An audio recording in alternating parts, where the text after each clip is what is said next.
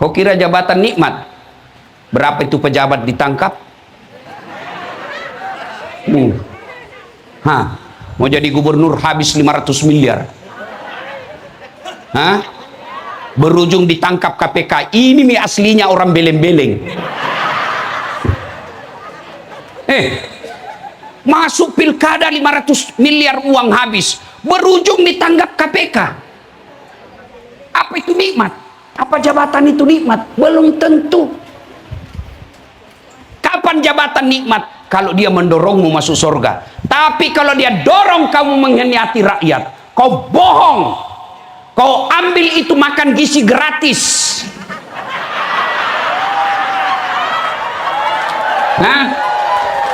Yang mestinya 10.000 tinggal 6.500 karena dipotong sama kepala dinas, dipotong sama tim sukses, dipotong sama calo. Akhirnya yang makan anak tak makanan basi. Ini yang begini, kau bisa lolos tahun ini, kau bisa lolos 10 tahun, tapi begitu kau tidak ada jabatan baru diperiksa, masuk penjara. Apa itu nikmat? Hikmah ayat ini ayat pendek, surah paling pendek. Kenapa? Karena apa yang dijelaskan itu pendek kita miliki. Pertama, inna a'tainakal kautsar. Itu Allah Muhammad kasih kau nikmat sangat banyak. Haji Nasir, Masya Allah, saya baru masuk rumahnya tadi. Saya bilang orang Bugis memang ini. Masya Allah. Makin saya masuk, dia kasih kenal lagi saya. Ini biniku yang kedua. Masya Allah.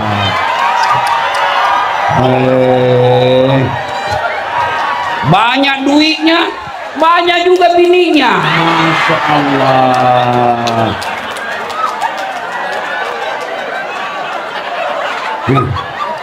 Hebatnya lagi, akur.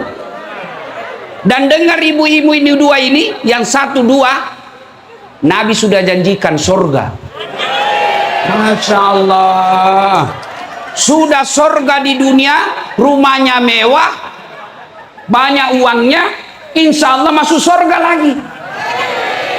Daripada kita yang cuma ngontrak-ngontrak, suami jelek, istri penenakang, satu lagi. Masya Allah. Oke.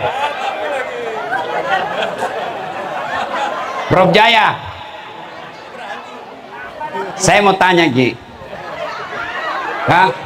kira-kira kalau Allah kasih Ki harta yang lebih banyak dari ini, istri 4,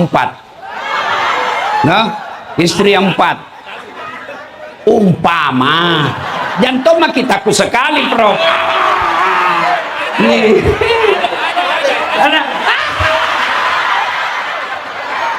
Masya Allah.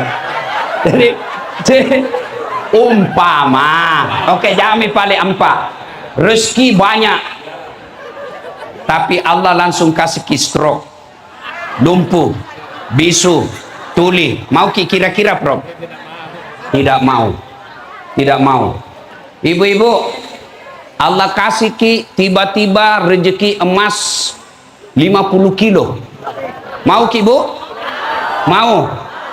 Tapi langsung lumpuh, kena serangan jantung. Mau Ibu? Berarti jangan selalu berpikir harta itu nikmat. Mana tadi yang calon sekda? Baru calon. Oke lah, langsung Bapak langsung besok diangkat jadi sekda. Tapi begitu langsung diangkat sekda, sorenya langsung kena ginjal. Mau? Mau? Berarti nikmat itu bukan jabatan. Iya. Apalagi? Ibu, mau saya kasih mobil? Mau? Mau? Tapi begitu pegang kuncinya langsung lumpuh, tidak bisa bergerak. Mau? Mau? Berarti tapahangi madeceng, tapa kesingi pahatta, ya resengnya nikmat, tenia duit bawang, ya reseng nikmat, tenia waram parap bawang, tapi nikmat paling berharga afiat, sehat. Itu Haji Anas jago dulu, itu jago, tapi ma pamulatoni na kenal asa. Iya tuh Haji. Iya, saya pernah sakit ibu, 6 bulan tidak bisa ceramah. Ternyata nikmat itu sehat. Apa cukup itu nikmat sehat? Mata bisa melihat, kaki bisa berjalan, mulut bisa bicara. Apa cukup? Tidak. Nikmat yang paling mahal iman. Tepuk. Melaki oleh contoh. Ada orang paling kaya, sampai sekarang kekayaannya masih dicari di Mesir. Tinggi jabatannya raja, istananya dilapisi dengan emas, bininya banyak. Kenapa kan ibu-ibu nah sensitif sekali? Bu, dengar baik-baik. Biar mau suamimu kawin sampai 10 kali, kalau Allah tidak kasih jodoh, tidak jalan. Ini mau sekali saya punya istri 5, tapi tidak dikasih Allah. Kenapa? Mamanya Ece berdoa, ya Allah cukuplah saya istrinya dasar latin. Selesai. Nah biar kau periksa HP-nya suamimu, kalau Allah kasih jodoh, tidak ada gunanya kau awasi HP-nya. Apa gunanya kau HP-nya? Apa gunanya kau awasi HP-nya? Nah, apa tujuanmu kau awasi HP-nya? Kau periksa HP-nya, nah kasih kau 1, 2 nah sembunyi di mobilnya. Kenapa kau tahu? Saya pelakunya.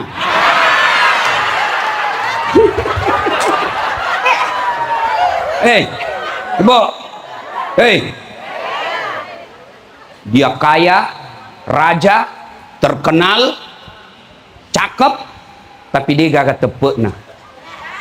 Tidak ada imannya. Maka Allah hinakan, dialah Fir'aun. Maka pejabat, wali kota, wakil wali kota, bupati, wakil bupati, gubernur,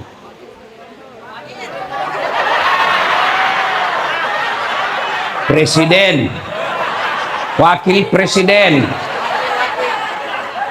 yang sombong, angkuh, menyalahgunakan jabatan, nanti dikumpul sama Fir'aun di neraka. Bukan. Saya tidak sebut tadi, saya tidak sebut. Oh ini orang baik Pak. Meskipun beliau bukan Bugis, tapi dihadiri acara. Daripada pejabat Bugis tidak datang sama kita. Ya toh? Masya Allah. Bu, berarti maka Allah katakan inna a'tainakal kausar megalade pak bereku lawaleku. Kenapa kita miskin? Karena kita selalu merasa harta itu uang, harta itu kebun, harta itu deposito, harta itu emas. Nah biar ada semua itu, kalau tidak ada nyawamu tamak kok. Maka jangan selalu merasa miskin. Saya kaya, apa kekayaanku? Banyak temanku. Meskipun saya tidak banyak duit, tapi banyak temanku. Temanku banyak uangnya. Bujur kalau bujur. Ada Haji Anas. Ada Haji Nasir. Ada masalah Haji? Gampang Ustaz, transfer. Contoh gini. Nggak tahu nih nanti ada betulkah? Iya toh. Maka nikmat itu bisa berupa teman. Nikmat itu bisa berupa waktu. Nikmat itu paling banyak sehat. Makanya kita selalu diingatkan dalam surah Ar-Rahman, fabi ayyi ala'i rabbikuma tukadziban. Coba, kita hafal semua, tapi kita tidak maknai. Maka ibu-ibu, kenapa banyak terlilit pinjol? Hah? Kenapa terlalu banyak orang banyak utangnya? Bukan karena tidak ada nikmat Allah kasih, tapi karena selera hidupnya yang terlalu tinggi. Betul-betul kau semua ini kepelak ini.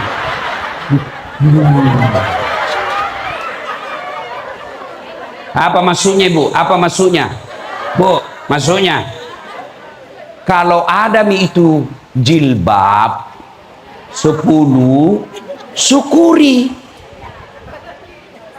Ada lemari tak 2, jangki lagi mau tambah. Biasa banyak ibu-ibu, Ustadz, banyak sekali utangku. Berapa lemari tak? Apa hubungannya, Ustadz? Jual itu, karena biar tidak ada lemarimu bisa jago hidup. Ustadz, banyak sekali utangku. Berapa motormu? Semua anakmu punya motor? Iya, jual nih, bisa jalan. Yang penting tidak ada utangmu. Paham? Cukup itu? Oke, selesai mi. Ya. Oke. Sudah paham makna ayat pertama? Inna a'taina. Ayat kedua, fasalli li rabbika. Kalau Allah kasih kamu nikmat, banyak Allah kasih kau nikmat. Nikmat itu seperti apa nikmat saya? Nikmat populer, itu nikmat. Saya tidak banyak uang, tapi saya populer. Karena populer, banyak uang. Nikmat itu pendidikan. Nikmat itu sekolah. Karena ada sekolah, Allah kasih rezeki yang lain.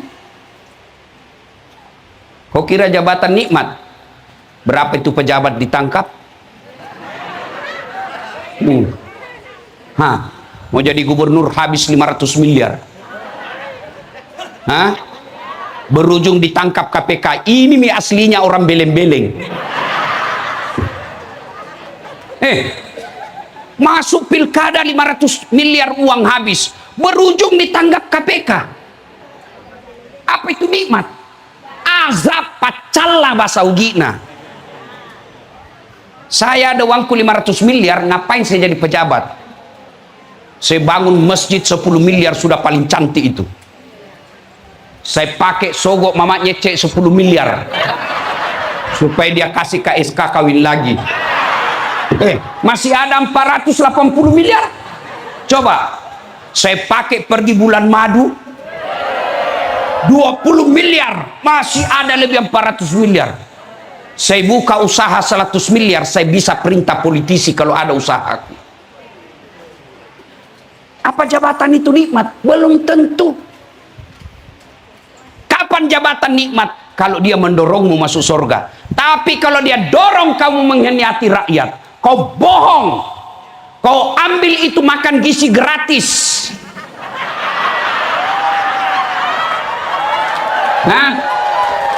Yang mestinya 10.000 tinggal 6.500 karena dipotong sama kepala dinas, dipotong sama tim sukses, dipotong sama calo.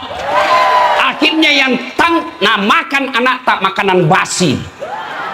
Ini yang begini, kau bisa lolos tahun ini, kau bisa lolos 10 tahun, tapi begitu kau tidak ada jabatan baru diperiksa masuk penjara. Apa itu nikmat? Apa itu nikmat? Maka jangan selalu kamu merasa tidak ada nikmat. Degaga kesik nalengak puang Allah Ta'ala. Nikmat itu diantaranya istri yang soleha. Nah biar banyak uang kalau istrimu pan rasu-rasu. Tekon lisu kok. Yolo kesik yolo agak tekon lisu. Ada begitu di sini istrinya? Ada. Berhenti kok jadi laki-laki. Yuk, sudah. Maka ibu-ibu, jangan selalu merasa miskin. Jangan selalu merasa de gaga pamasena puangi, de gaga nalenga pungalatala. Megala de naleki pungalatala. Itulah ayat sehingga dikatakan kamu tidak bisa menghitung nikmat yang saya kasih kok. Maka kata Allah, setelah saya kasih kau begitu banyak nikmat, syarat yang ayat yang kedua, inna a'tainakal kautsar fasalli li rabbika wanhar. Maka dirikanlah sholat. Kalau kau bersyukur, sholat. Kenapa Allah tidak katakan maka berpuasalah, maka berhajilah? Kenapa Allah tidak katakan kalau kau bersyukur haji kau, kalau kau bersyukur puasa kau, tapi dikatakan sholat kau? Kenapa sholat? Karena puncak pengkhianatan kepada Allah adalah melalaikan sholat. Kan orang sombong itu yang tidak bersyukur. Ya. Takabborok nasa ngogi tode namelok syukuru. Takabborok nama sana. Sombong namanya. Ibu-ibu, apa itu sombong? Nah, pakai barang mahal belum tentu. Kalau istri pertama dan istri keduanya Haji Nasir pakai emas, sombong? Belum. Karena memang ada emasnya. Hah? Pak Haji Nasir pakai berlian, sombong? Belum tentu. Dan lek na tahu kapan dia sombong? Kalau naremehkan orang lain. Itu baru sombong. Nah, saya kasih lagi contoh. Orang yang tidak sholat itu, itulah puncaknya orang yang paling sombong di hadapan Allah. Kasih contoh nah. Saya bercanda sama Pak Wagub. Ya, saya dorong pantatnya masih senyum, ya toh? Saya dorong perutnya masih ketawa. Tapi coba bedek dorong kepalana. Mana ajudannya ini? Dorong bedek kepalana, gubernur. Dorong bedek. Kenapa? Alena beliau ada sama kepala.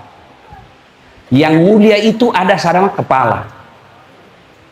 Sebaliknya, anggota tubuh paling hina kaki. Ya kan? Kaki. Pak Gubernur kasih saya honor, tapi pakai kaki 100 juta dasar. Orang Bugis kok kasih begitu. Nah bilang namo de gaga duiku aja umpakatuna ka lau gajak kok. Iya toh? Kenapa? Kehinaan ada pada sama kaki. Iya toh? Maka ketika kau sujud di hadapan Allah, kepalamu yang paling mulia, alena beliau yang paling mulia, hinakan seperti telapak kakimu, karena kau ketemu dengan Allah yang maha kuasa, yang jadikan kamu sujud kau. Sayang, saya melihat lebih banyak orang kaya yang diberi nikmat berlebih oleh Allah, dia jugalah yang tidak sholat. Tapi kalau orang kaya tidak sholat, Pak, orang masih bilang, iya tahu wah, makesi bulana, makesi ngotona, dua benena, mega tokona, namotode nama sampajat tapi linona tahu na runtuk nih. Iya toh? Ikotona la cundeke.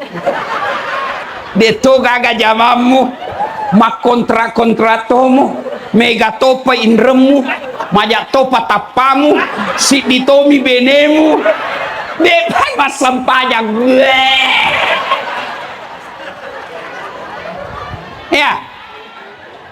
Ya, Masya Allah. Bu, Pak, enaknya itu kalau suruh rumah bawa mewah, istri 2, akur lagi, Masya Allah.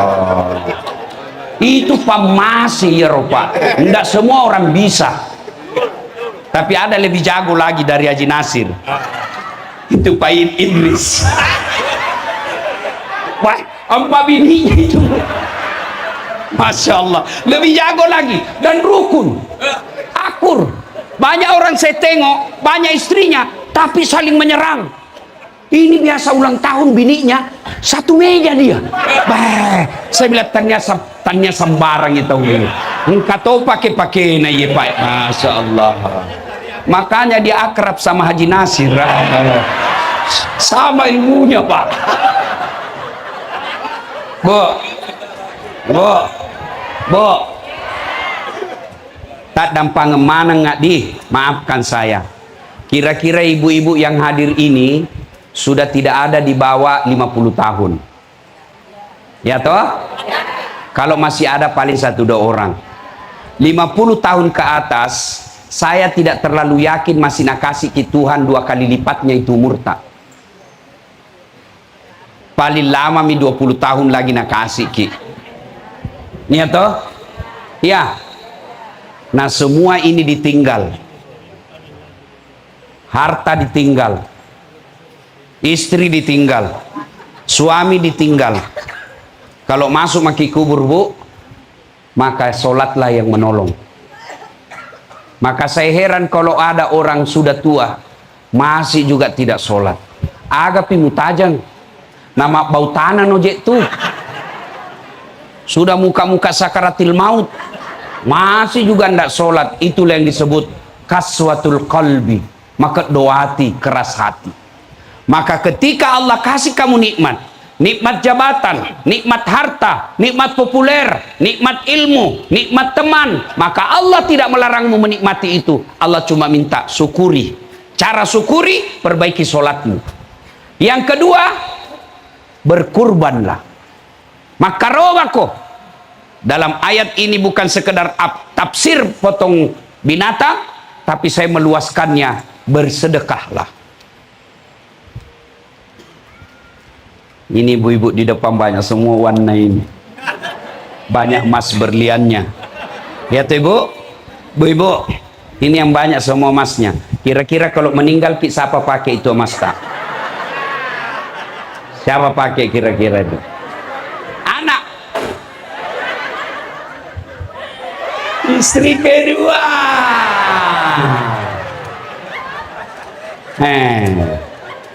Nak tarik itu nak cincin tak? Cincin kau itu. Tidak mau keluar bro, nak kasih sabun. Sudah itu nak cabut lagi gelantak. Ya kilo ye warna ubadu. Mencaji ulawang. Tapi dah buka ji. Dah buka lagi kalung. Ini dulu waktu kita pergi Dubai. Terakhir gigi palsu juga dah buka. Ya toh ibu? Nah simpan di lemari. 3 bulan kemudian ketemu janda.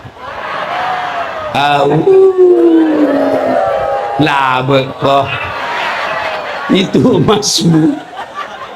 Nak kasih kembali janda iya. Apa nak bilang ambil mini dek mati mi yang punya. Maka ibu, Allah tidak larang kita pakai emas. Allah tidak larang kita pakai berlian. Allah cuma minta ingat tongko sedekah. Ingat sedekah. Istrina Haji Nasir yang kaya-kaya. Biasa ibu-ibu kaya itu selalu saya bilang, yang kaya itu jangan kau pakai yang asli. Yang palsu mau saja kau pakai. Kenapa? Biar palsu orang tidak percaya. Nah bilang, masa istrinya Haji Nasir pakai palsu, sembara to ikut muakkadah, asli ya roh. Maka pakai saja yang palsu. Yang asli, bangunkan pesantren, bangunkan masjid, kasih anak yatim piatu. Itu namanya pandai. Kalian juga yang miskin, jangan mau kau pakai yang asli. Biar asli orang tidak percaya. Nggak boleh. Kok gato si malay roh, palsunya roh. Maka pakai saja yang palsu. Yang asli bawa ke pesantren. Iya toh, bu. Pak, ada di sini sakit lama tidak sembuh-sembuh. Coba ki sedekah. Saya kasih ki contoh ya, kasusku. Kasus saya yang terakhir. Pulang saya Timika, Freeport ceramah. Tiba-tiba suara saya parau, susah keluar. Stres kan kalau penceramah hilang suaranya. Kalau kaki jimba salah, tidak masalah, kan bisa jadi ngomong. Begini saya bicara, saya ke dokter. Apa kata dokter? Saraf pita suaranya Ustadz rusak, tidak bisa mi baik. Stres saya. Saya bilang sama anggota tim saya, kau cari orang yang bisa dibantu. Yang pertama saya ketemu fakir miskin, janda tua, tinggal sendiri, tunanetra, tidak bisa, rusak penglihatannya. Saya pergi datangi, kasih sedekah, kemudian saya niat untuk operasi. Yang kedua saya cari lagi orang, dapat lagi di medsos, ibu-ibu yang tidak layak huni rumahnya, sudah dibilang tidak layak disebut rumah tinggal. Saya bedah rumah, saya perbaiki rumahnya. Sudah selesai, saya pergi ke dokter Singapura berobat di Mount Elizabeth. Begitu dites, apa nak bilang? Ah, ini bukan pita suara rusak Ustadz, ini hanya asam lambung. Coba bayangkan, pamasena puangi. Sekarang bisa menceramah. Padahal dokter bilang tidak bisa sembuh. Tidak ada yang mustahil kalau Allah. Maka ibu-ibu, kalau ada merasa sakit sudah makin masuk kiri kanan dokter tidak sembuh-sembuh, coba ki bedek terapi sedekah. Coba ki sedekah. Termasuk ibu-ibu, kalau ada suamimu kurang ajar, sedekahi. Termasuk bapak-bapak, kalau ada istrimu cerewet, sedekahi. Bagaimana caranya? Kau bangun sholat hajat. Selesai sholat hajat berdoa, ya Allah, engkau yang sahat melindungi, memelihara. Ya Allah, pelihara suamiku, lindungi suamiku dari perempuan jahat. Saya niatkan ini 5 juta tolak bala, mudah-mudahan engkau pelihara suami saya. Bismillah, insya Allah. Yang jadi masalah kalau suaminya juga bangun sholat hajat. Ya Allah, capek sudah saya lihat istri saya, Allah. Ini ada uangku 5 juta ya Allah, saya sedekah tolak bala, mudah-mudahan 5 juta ini istriku ikhlas saya kawin lagi. Bingung malaikat yang mana ini dikabulkan. Bu ya, bersedekah. Nah, kalau dia dikasih nikmat oleh Allah, dia tidak sholat dan dia tidak mau bersyukur dengan berkurban dan bersedekah, maka apa ayat yang ketiga? Fasalli li rabbika wanhar. Wala ni pamaseku, kau lepas dari kasih sayangku. Uangmu banyak tapi penyakitmu kumpul. Rumahmu mewah tapi tidak bisa kau nikmati.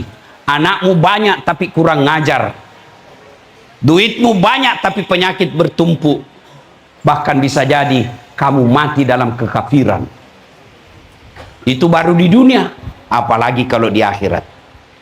Maka agar kita termasuk orang-orang yang pandai bersyukur, nah panggil Ki Haji Nasir, datang Ki pengajian seperti ini.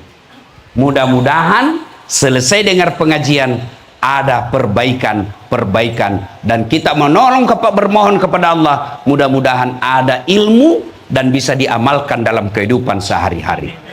1, 2, ini ada kuenya orang Bugis. Apa namanya ini? Apa namanya nih? Berongko. Ini kepanjangannya Barakuk Mato Laudoko.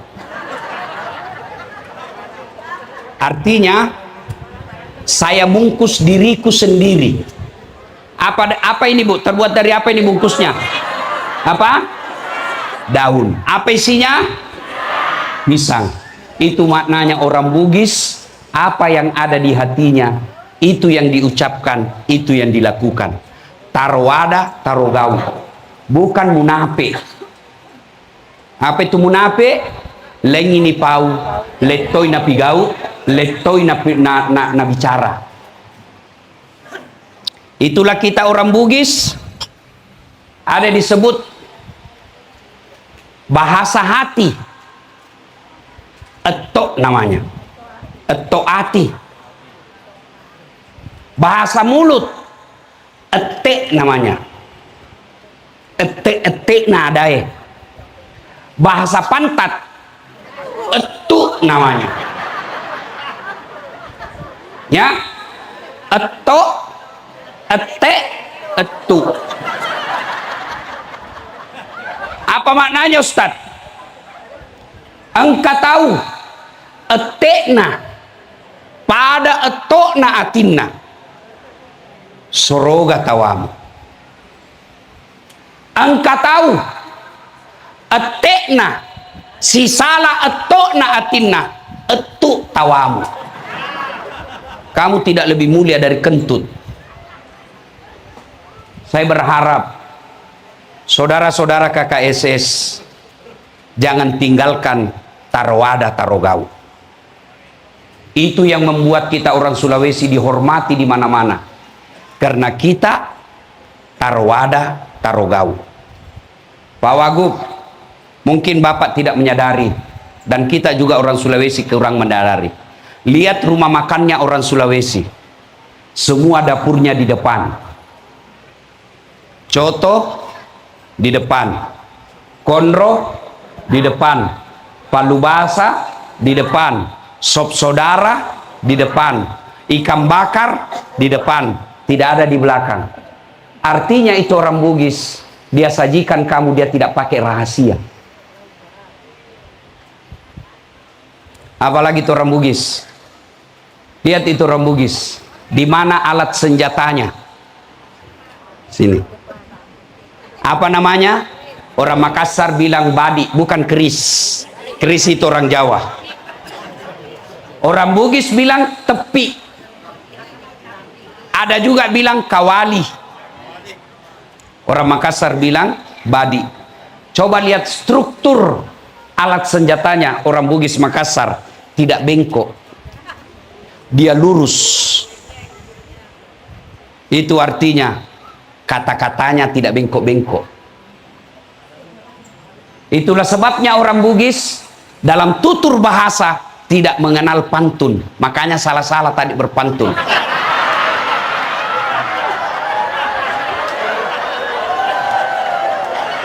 Yang mengenal pantun itu hanya di Pulau Kalimantan, Pulau Sumatera, Pulau Jawa. Orang Bugis tidak berpantun. Kalau mereka suku lain mau melamar anak gadis, dia bilang begini, aku melihat ada bunga di taman. Bunga itu sudah siap untuk dipetik. Mau melamar itu maksudnya. Kalau orang Bugis, besar ini anakmu, kasih kawin sama anakku. Nah, begitu orang Bugis, tidak ada benda-benda begini. Iya. Oke. Lihat lagi orang Bugis. Di sini badiknya. Maknanya dia tidak ada sembunyi-sembunyi. Kalau ada orang bilang suku lain sumbu pendek, Bugis Makassar tidak pakai sumbu.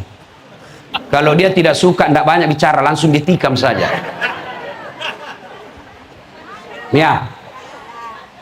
Coba lihat, suruh masuk rumah. Orang Bugis, tabe, tamaki. Artinya apa? Tidak ada rahasia.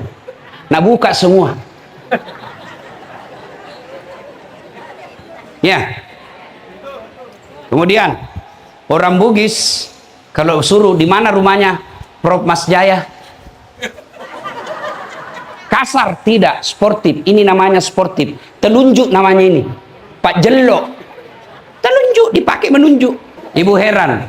Memang saya mengajar mata kuliah komunikasi antar budaya. Saya pelajari yang begini. Tuh, orang Bugis. Meja makannya selalu ada isinya. Kalau dia datang bertamu orang, meskipun bukan jam makan, pandreyolo. Kalau dia malu tanya orang lapar atau tidak, nah tanya tuh, petik siaga mau selai balik papan, petik esirah, berarti dia panah mandre. Tuh dia tanya tuh. Itulah orang Bugis. Maka muncullah filosofi orang Bugis pada ini padaelo, si patuo, si patokong, mali, si parape, malilu, si pakainga, cedek tak mega ibagi-bagi.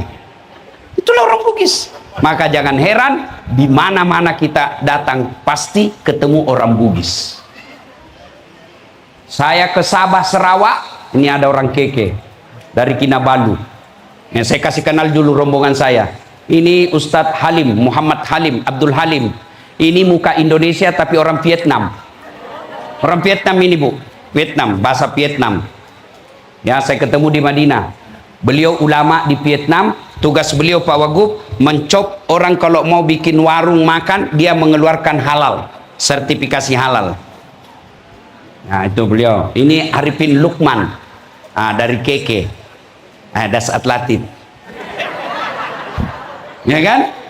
Nah, kemana-mana kita ketemu orang Bugis. Dan saya belum pernah mendapat sejarah atau berita orang Bugis diusir di suatu tempat.